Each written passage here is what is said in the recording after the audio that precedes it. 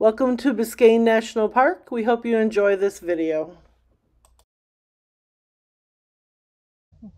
Hi everyone, welcome to RV Afterlife. We are Roger and Delana, and we are starting our 2023 travels at Biscayne National Park, just outside of Homestead, Florida. We are camping in Homestead as a base camp between there and Everglades National Park. So I'll share a little bit of the campground with you at the end of the video.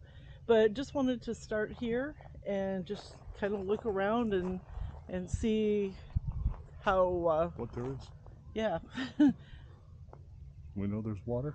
There's water. And trees. And this park, about 95% of it is water, so you pretty much have to do everything here by boat. And we don't have one. We don't have one, and we tried to get reservations about 2 months ago, and they were already sold out, which disappointing, but we're going to hopefully see if we can't get a standby tour of some sort. So let's go take a look. Okay. Must be the cityscape of Miami out there. Well, it's cloudy now, but I imagine it's just distance. Yeah, we're only about 15 miles from Miami, but boy, what a world of difference it is. And if we could see the other direction down the coast, there's a still operational nuclear power plant down there. Very pretty grounds. It's recommended to watch the sunrise here, but we talked ourselves out of that yesterday. Maybe something about not being morning people. Maybe tomorrow. Here's a little better view of Miami.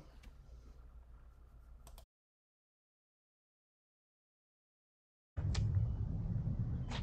whole wall of the sign goes all the way into the building. Yeah. This is the entrance to the visitor center.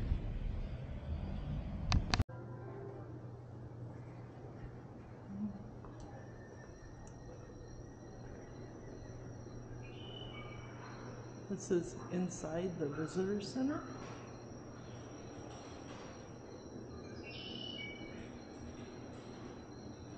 Not real interactive, but lots of information.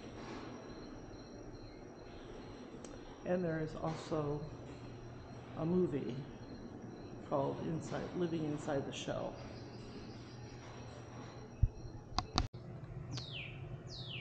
The Visitors Center in Biscayne National Park is on the second floor, so you have this gorgeous view. Thank you. Beautiful porch.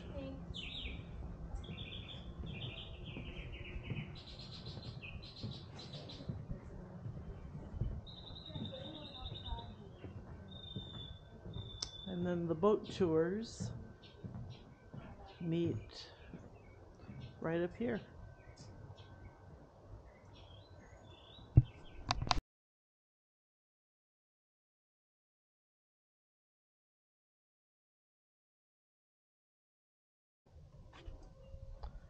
A plaque up on the pavilion says that Hurricane Andrew devastated this area in 1992. At that time, of course, it was thought to be the strongest hurricane to ever hit Florida. Of course, Hurricane Ian topped that one for sure. But anyway, it took them better than 5 years to redevelop this area.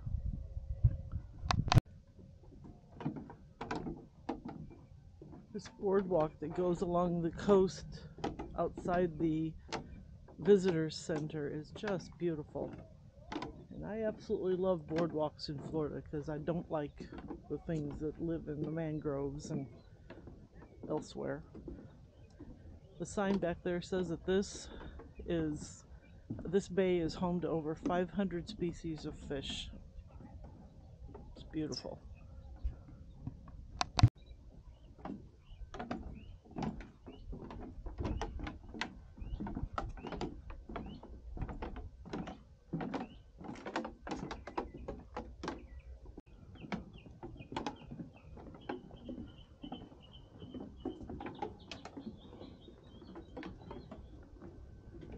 Cool to see a manatee in here, isn't it? I was just thinking that This would probably be good water for manatee, but I heard the park ranger say that they're usually out in the water as it warms up. But you can see them up here in the colder weather. A lot of minnows. Oh yeah. Oh, we've come across a big school of fish. Of course, they don't like the sound of the human voice. Antisocial. Eat some minnows.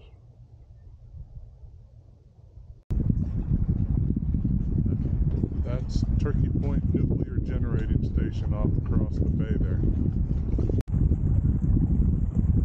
Well, it looks like this is where the boardwalk of the jetty ends. We don't have to do it for long. I was just curious what it looked like.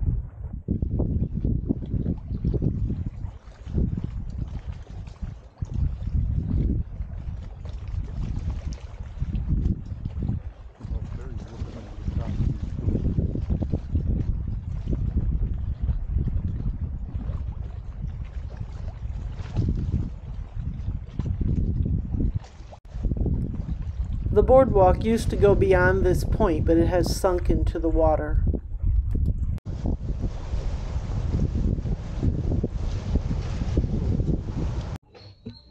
Yesterday we came here to Biscayne National Park, and we didn't think we were going to get a chance to get on the water. We had gone online and didn't find that they had any openings, but when we got here they did have room on their heritage tour. So we're going to get a chance to get out on the water a little bit today and hopefully get to dock at Boca Chita. The heritage tour with all the taxes and fees was about $84 a person. So we are looking forward to it, and we'll take you along. You know me, we're going to take a few minutes and stop and smell the flowers. Welcome to Biscayne Bay National Park. Now, I actually grew up in these waters, free diving, sailing, fishing, and everything in between. So for you guys to come out here, it means a lot to me. We're going to go ahead and leave all our worries, all our stress on the mainland, and have a nice, pleasant boat ride. Only 5% of it is land. So the only way to access our national park is via vessel, whether it's a boat, a fancy kayak, a sailboat, or anything in between. Now, we got a lot to talk about today. I'm going to be doing my absolute best and giving you guys every nugget of information, every fun fact I have. I'm going to be happy to share with you guys. And who knows, maybe at the end of the tour, just maybe, you might have a new favorite national park, but we'll get there. Do I have any national park goers on board? Anybody on the checklist? Nice, cool, alrighty. So we're in for quite a treat today. We are in the national park, so you can check it off your list. Now, one thing I want to mention are these mangroves right here. Now, the term mangrove really is just a generic term for any sort of plant that can survive in and around salt water. Now, not only do they survive, but they thrive. They are an absolutely critical component of our coastlines. They serve as a barrier, as a shield, protecting us from the harsher conditions out in the open water. During its heyday, Florida's coastline was made of about 87 to 90% mangroves, making it extremely resilient to tropical storms, hurricanes, water spouts. Today, it's less than 20%. Lo and behold, Miami Beach is literally sinking. Key Biscayne's having real problems. Downtown Miami is having to redo a lot of their seawalls every year, which is costing everybody a lot of time, money, and patience. Now,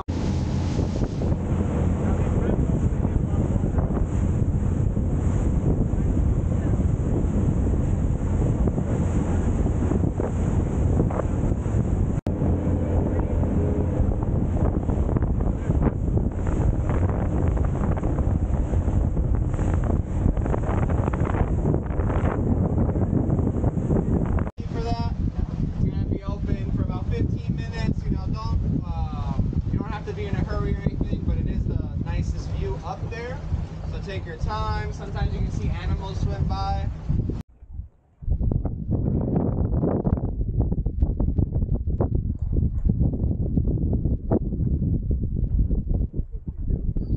I'll send you coffee. Oh, okay.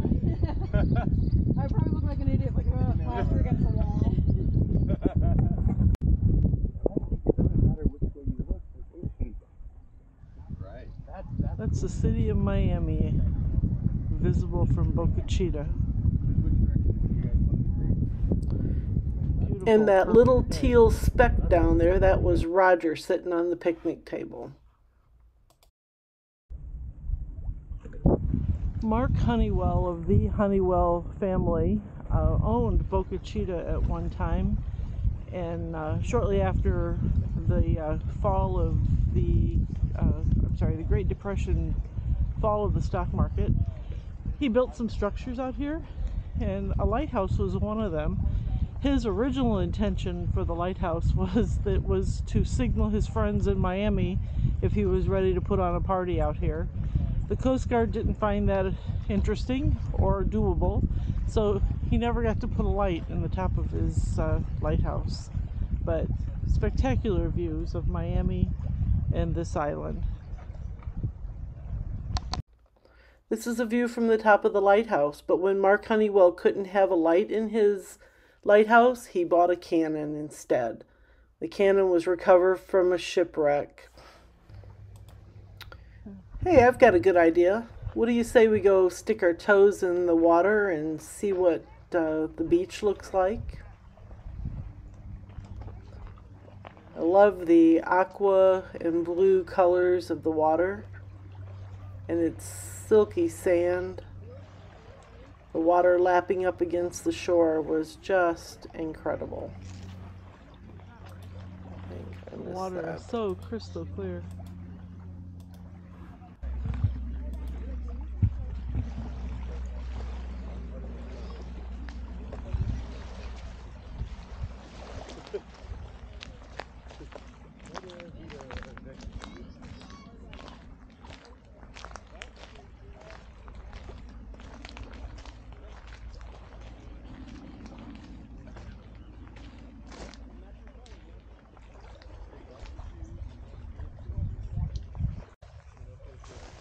When we got into the trees near the water, the mosquitoes were swarming us.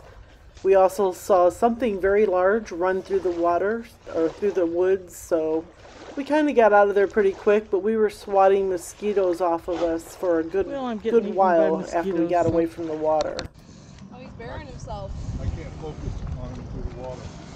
You see a stingray down there through the water. There he is. Now you should be able to get a picture of him.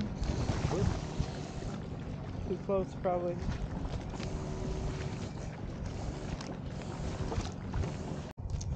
Well, we're going to get to have a little picnic on Boca Chita before we take the boat ride back to Biscayne National Park.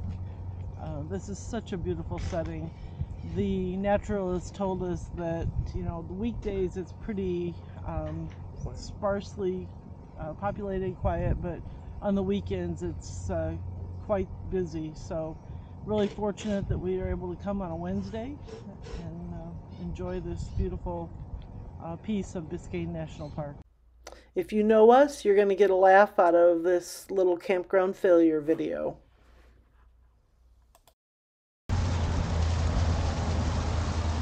Well, on our first stop of the season, the travel season for 2023, we stayed at a pretty decent campground, but when Roger went to connect the water spigot basically blew off and is now flooding the area around it. So unfortunately, campgrounds, no matter how they look, a lot of them have The way the infrastructure issues. water faucet was turned on that piece. The top, the valve is right at the top facing down, so as you're putting the pressure on the knob to open it up, it wasn't glued, it wasn't secured with the union, the coupler, so it just came off in my hand.